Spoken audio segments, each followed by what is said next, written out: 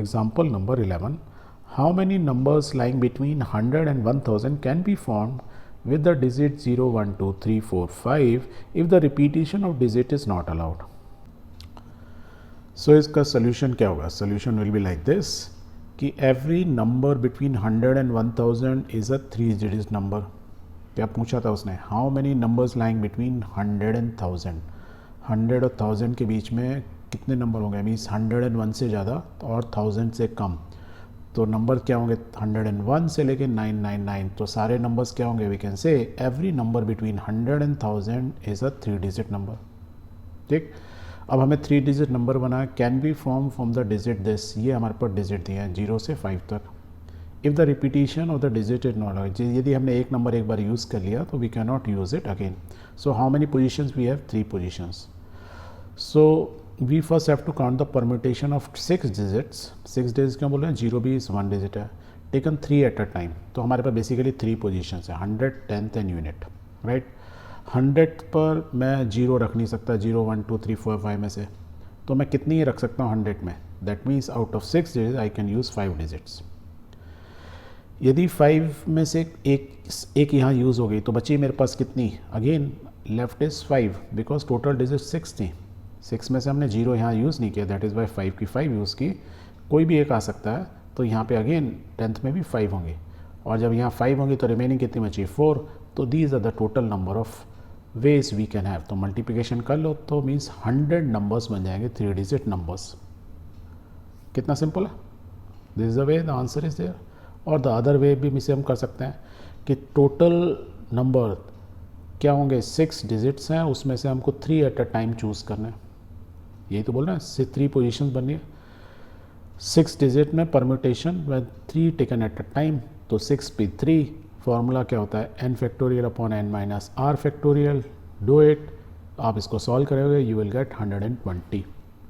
But here the problem is कि हमने ये नहीं बताया कि 120 जो हमारे 3-digit नंबर आए उसमें हमारा 0 भी आ रहा है. तो ऐसे बहुत से नंबर होंगे जिसमें 0 यहाँ आएगा. दैट मीन्स हम ये पता लगाना है 2-digit नंबर यदि हम सेलेक्ट करते हैं तो कितने 2-digit नंबर होंगे, क्योंकि जिसमें 0 आ जाएगा तो वो सब क्या हो जाएंगे? 2-digit number. तो एक और इसमें से कितना माइनस करना पड़ेगा? So we have to minus this 5p2.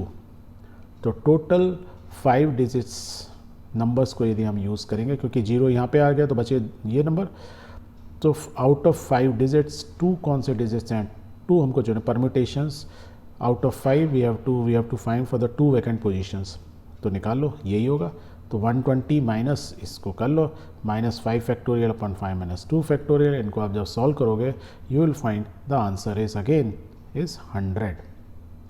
आप सिंपल तरीके से सॉल्व करो या परम्यूटेशन के इस फॉर्मूले से सॉल्व करो. बस आपको याद रखना है कि मैं करते समय क्या चीज़ कर रहा हूँ, तो लॉजिक को ध्यान रखना है. आई होप इट इज़ क्लियर.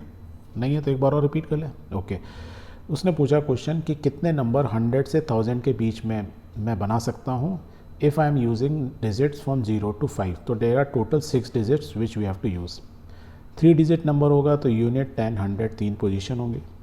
100 पे कभी भी 0 नहीं आ सकता है. दैट मीन्स ओनली 5 डिजिट ही आ सकता है. That is why it is 5. यदि यहाँ 5 आएगा तो मेरे पास रिमेनिंग डिजिट कितने बचे? 5, क्योंकि 0 यहाँ आ जाएगा कोई फ़र्क नहीं पड़ेगा 10th पोजीशन में. और फिर यहाँ पे एक यूज़ हो गया तो बचे कितने? 4. तो इसलिए इट इज़ 100. दूसरे तरीके से हमने क्या देखा? हमने कहा कि 3-digit नंबर यदि 6 डिजिट्स में अवेलेबल ऑब्जेक्ट में से डिजिट्स में से मैं 3-digit नंबर बनाता हूँ तो परम्यूटेशंस कितने होंगे? 6p3 होंगे. उसमें बहुत सारे नंबर ऐसे होंगे जिसमें 0 यहाँ पे होगा. दैट मीन्स मैं 2-digit नंबर पता लगा लूँ if I have to form. मैं उस केस में 0 यूज़ नहीं कर रहा हूँ बिकॉज 0 यहाँ आ चुका है.